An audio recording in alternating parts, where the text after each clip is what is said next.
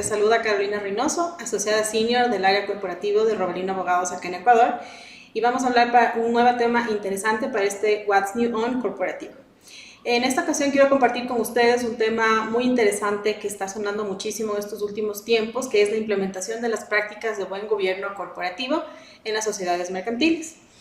Como sabemos, acá en Ecuador, recientemente a finales del 2020, en septiembre, la Superintendencia de Compañías, que es el órgano regulador de las sociedades mercantiles, adoptó estas normas ecuatorianas de buen gobierno corporativo. Y a partir de este momento recién estamos analizando el tema e implementándolo, con lo cual es un tema muy innovador.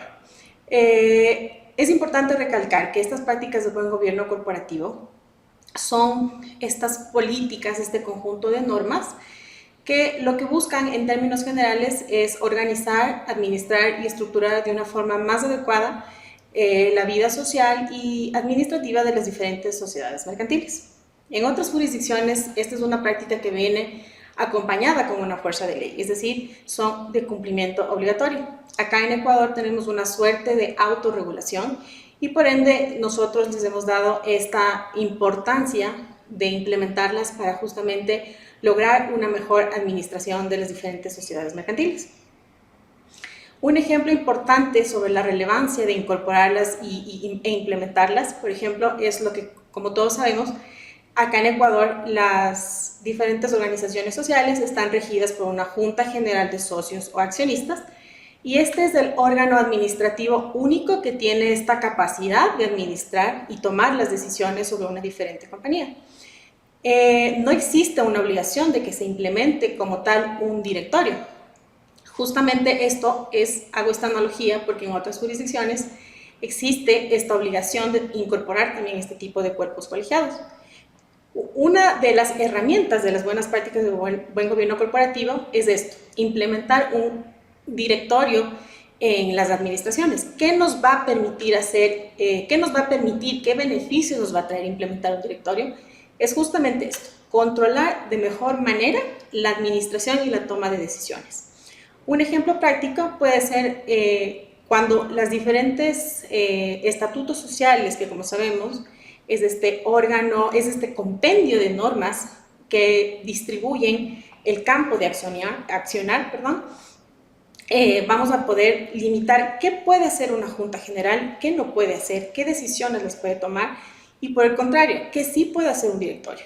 Un ejemplo puntual puede ser, por ejemplo, la designación de mandatarios especiales o generales. Esta es una herramienta muy usada porque la implementamos para la toma de decisiones. Podemos atribuir esta función únicamente al directorio. Si el directorio pues ya analizó esto, tiene plena libertad de tomar una decisión sin pasar por una junta general de socios. Esto nos permite mucho más dinamismo, que las decisiones se tomen de una manera más directa, más fácil y por ende pues la administración se vuelva mucho más versátil. Este es un ejemplo. Otro ejemplo que podemos comentarles sobre lo que nosotros hemos implementado en nuestros clientes es con respecto a los administradores. Sabemos que los administradores al final del día son quienes ejecutan las decisiones que toman esos órganos de administración y por ende es importante conocer cuál es su campo de accionar, cuáles van a ser sus limitaciones, qué pueden hacer, cómo no lo pueden hacer.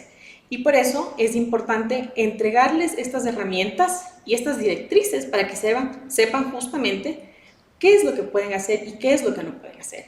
Estas prácticas de buen gobierno corporativo nos permiten esto. ¿Cómo lo vamos a hacer? A través de una reforma de estatutos sociales. Esa es la manera correcta de poner en práctica estos consejos o estas normas de buen gobierno corporativo.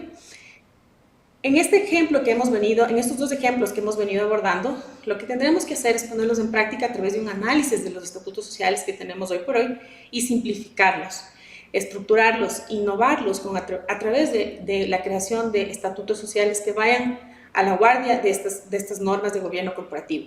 Acá en Ecuador se implementaron estas 51 reglamentaciones o consejos que vienen de la OECD.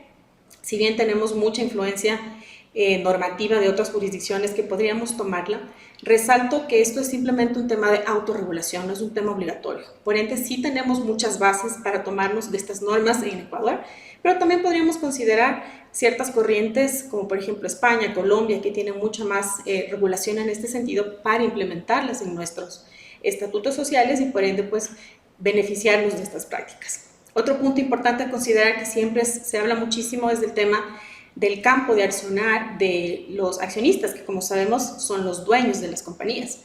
Tenemos accionistas mayoritarios, accionistas minoritarios, y la mayoría de veces los accionistas minoritarios se ven un tanto preocupados por su campo de accionar muy limitado.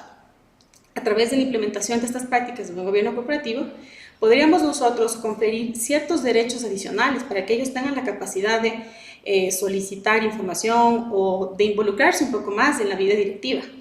Estos son solo, como les digo, ciertos ejemplos de todas las bondades que tienen las prácticas de buen gobierno corporativo y que hemos visto resultados importantes en cuanto al mejor manejo y administración y control de las sociedades mercantiles. Ahora, un punto también importante no solo es con respecto a los estatutos sociales. El buen gobierno corporativo también podemos implementarlo, por ejemplo, cuando una compañía está interesada en expandir sus negocios, en abrir sus mercados, que han llegado en este punto en el cual se ven, necesitan expandir, como les comento, sus mercados y sienten que están en el punto importante de crecer. En ese momento, el buen gobierno corporativo también cobra muchísima relevancia. ¿Por qué? Un ejemplo puntual de cómo un mercado, yo puedo abrirme un mercado es a través de la conformación de un holding. Este holding, que es una estructura muy versátil, muy dinámica, que nos permite conformarla de acuerdo a las necesidades que tenemos de negocio y de mercado, podemos nosotros hacer un análisis muy detallado y hay ahí la relevancia de la asesoría profunda, detallada y minuciosa que se haga cuando una compañía está buscando estructurar de mejor manera su compañía y por ende el abrirse a nuevos mercados. En este ejemplo que abordamos sobre el holding, hay un trabajo detrás muy relevante para hacer tanto desde el punto de vista interno como desde el punto de vista externo. Internamente, por ejemplo, el buen gobierno corporativo nos sirve para estructurar cuál va a ser mi estructura, valga la redundancia, administrativa. ¿Cómo voy a manejar la compañía desde acá? ¿Cómo voy a operar si es que yo abro sucursales, si es que tengo accionistas del extranjero, por ejemplo?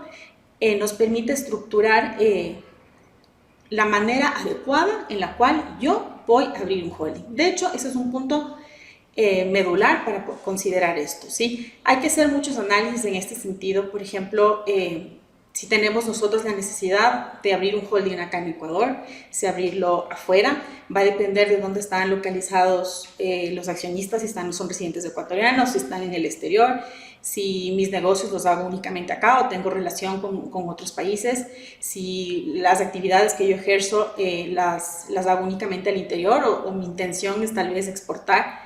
Como les comento, hay muchos factores que analizar y es por esto lo interesante y lo versátil de las prácticas de buen gobierno corporativo y que son realmente, como yo les digo, ventajas y bondades que todos estamos llamados a analizar e implementar en diferentes aristas de nuestras compañías.